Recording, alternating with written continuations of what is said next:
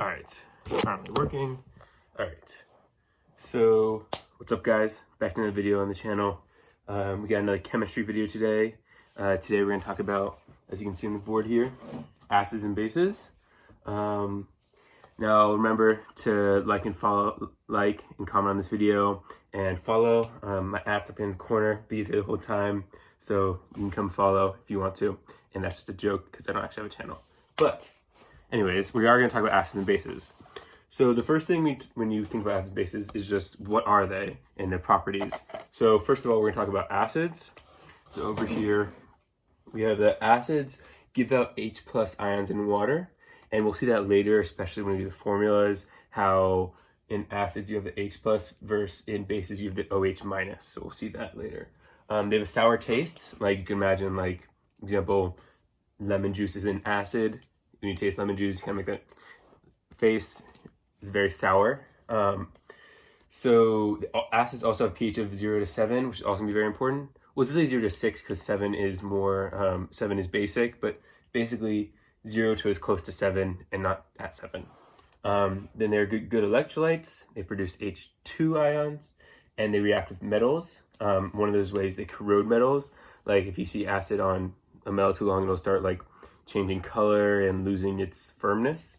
It turns litmus paper from blue to red. If you've ever done that test, we put the litmus paper in, you can tell if you put blue litmus paper in an acid, you can automatically tell it'll turn red because you know it's a acid. And then it's always aqueous. So bases, kind of similar, but kind of opposite as well. They give out ions in water. They give out the OH- ion, as we'll see later in the problems. They are very bitter. Like a soap is an example. If you ever tried soap, which you don't try soap, but you've like tasted soap, I guess. That is an example. It's very bitter. pH of 7 to 14, so the opposite of acids. Good electrolytes, very similar. Soapy to touch, like I said, soap, like it'll foam up. Turn litmus paper from red to blue, so that's an opposite of get my eraser. Okay, so I'll erase this for now. Okay. Okay, so now we're going to talk about acids and kind of naming acids. Put up here, naming acids. Okay, that's badass. But anyways, naming acids. Okay, so for acids, there's two types. They have what you call binary and what you call ternary. So binary is 2 elements. So in a binary sense, it always starts with H. So it'd be maybe HCl, hydrochloric acid. That's an example of a binary acid because it has 2 elements. You have hydrogen, you have chloride. So it always starts with H. And when you're naming acids, I'm gonna put it over here. So you have your binary. The way you name a binary is hydro blank ic acid. So like I did before with HCl or hydrochloric acid. So you can see how that works out there. Also example HI, which is also high, so high, but hydroiodic acid. So you have your iodine, so it becomes iodic acid. The other type is called ternary acids. And that is an example of when there's more than 2 elements. So an example of this is nitrous acid. Well, ternary is very similar. Ternary is also has a way to name it. So ternary, if 8, if the Na is 8, like nitrate, it's blank ic acid. And if ice, then it's blank us acid. So yes, so if you have Yes. So a difference here is you do not use the hydro. Hydro is only used in binary. So those are two different ways of of naming acids right there.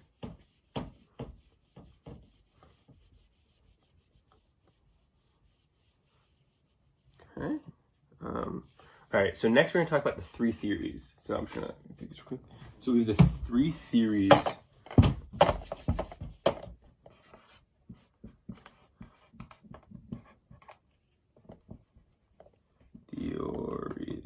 Okay, so we have the three theories that kind of relate to acids and bases. The first one is Arrhenius. Second one is Bronsted-Lowry.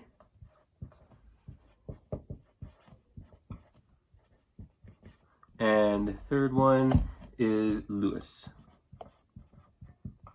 So each of them have very important theories that all kind of tie into many of the problems we're going to do later, and kind of just acids and bases in general.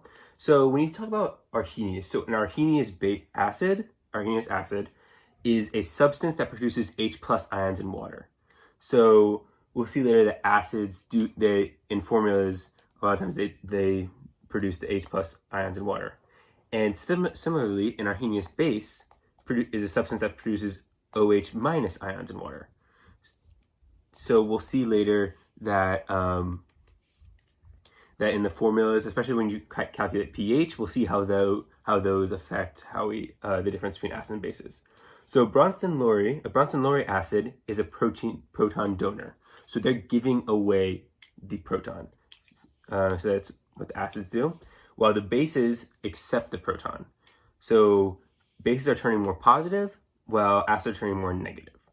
And a Lewis, and finally the third one, the Lewis acid is a substance that accepts an electron pair, while Lewis base is a substance that donates an electron pair. So yes, let me check how much time we got. 7 minutes. Okay.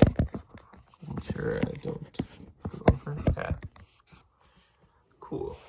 All right. So now we're gonna go talk about pH, especially this is probably one of the most important formulas when talking about acids or bases. This is the formula for pH. So you might have heard of pH before, but pH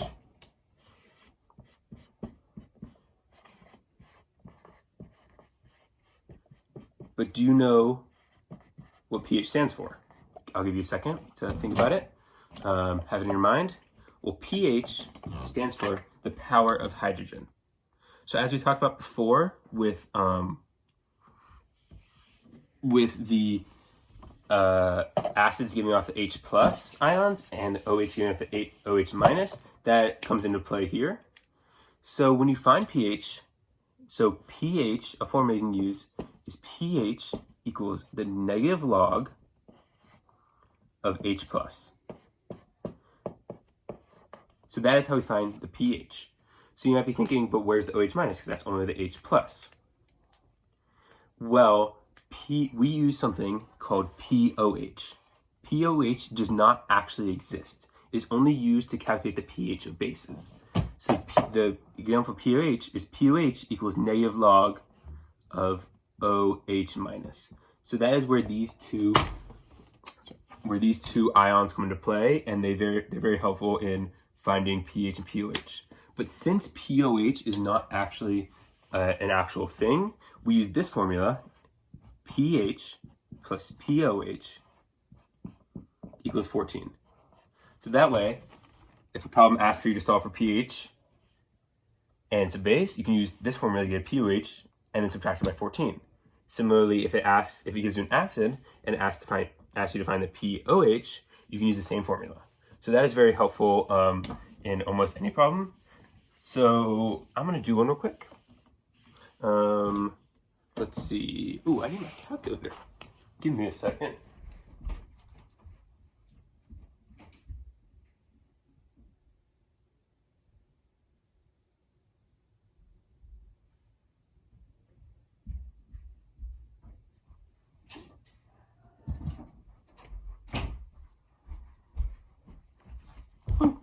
Okay, we're back.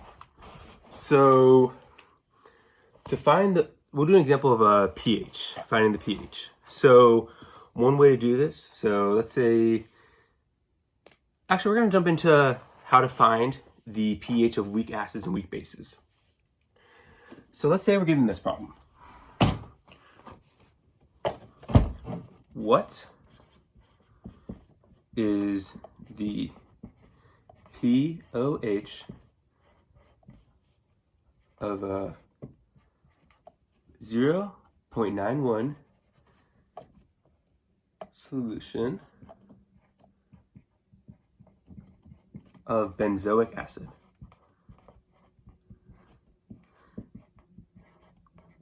So here we're going to apply many of the formulas I just introduced here. So one thing we can start with is right now we can predict what the pH is going to be. So since pOH and pH are inversely proportional and the pH of acids always have to be under 7, we can say right now that the pOH is going to be greater than 7.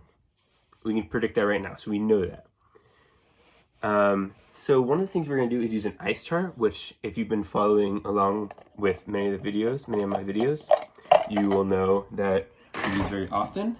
So first, we know that the formula for benzoic acid is C6H5COOH. And then from there, we can create a formula. So from there, we add H2O. And since it is an acid, we get H3O plus CH5COO minus. So once we have this formula, I'll put it up in case you want to copy it. So once we have this formula, we're then going to do what's called an icebox. You take the initial, change, or we use a triangle for it, and then kind of your ending, what you're left with. So we start with 0.19 of benzoic acid, and we start with 0 of everything else. And when doing these formulas, when doing an icebox, you never do anything with H2O. You always kind of leave the same. How much time? 13 minutes. Okay, we'll finish this problem, and then we'll wrap it up. So from there, what we can assume is since we're trying to get from one side to the other, we're going to take something away from the benzoic acid, and since you have to do the same thing you have to do the same thing to the opposite thing to opposite side. So once we subtract from the left side, we have to add to the right side. So the right side becomes X and X, while the left side becomes 0.19 minus X. So I'll let you see my ice box real quick. H2O is nothing, and you end up with this. From here, since we have a chart of Ka values versus Kb values, hold on 1 second. We know that the Ka of benzoic acid is 6.6 times 10 to the negative 5. So once we know that, it's going to help us to discover the pOH. So we can immediately set up a formula. And the way you set up a formula is we take the two compounds on the right side and put them over the things on the left side. So we're putting this plus this, or this times this, over this. So I'm going to do that real quick. You can do that too. See if you can get the same thing as me.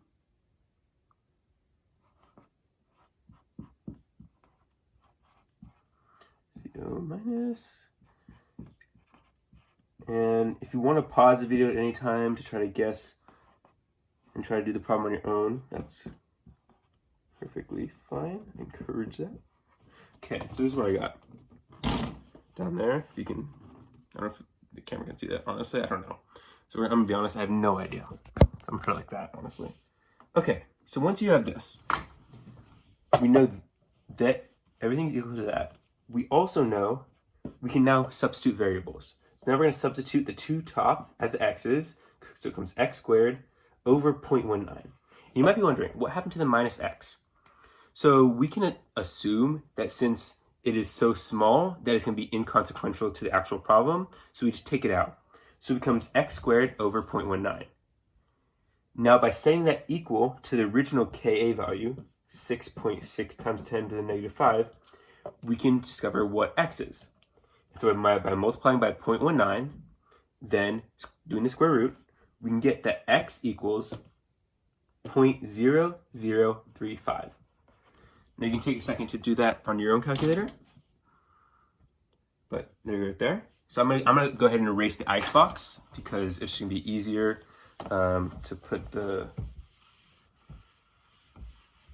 other things. Okay, so now we're trying to find the pOH, but we're given an acid, so we have to use the pH, then go to the pOH using the pH plus pOH equals 14 formula. So we're gonna do pH. The formula is pH equals negative log of H plus. And we know that this H plus is X. So we do negative log in our calculators, negative log of 0.0035, sorry. So once you do that, you will get that equals 2.46, okay?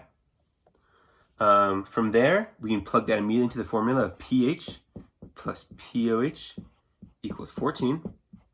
So I'll show you where I'm at right now. Here's where I'm at. Beautiful. And then from there, it's as simple as plugging in 2.46 as pH, subtracting it, and getting as your answer that the pOH of benzoic acid is 11.54. And as we predicted, is greater than 7. So I hope you learned something today. If you did, great.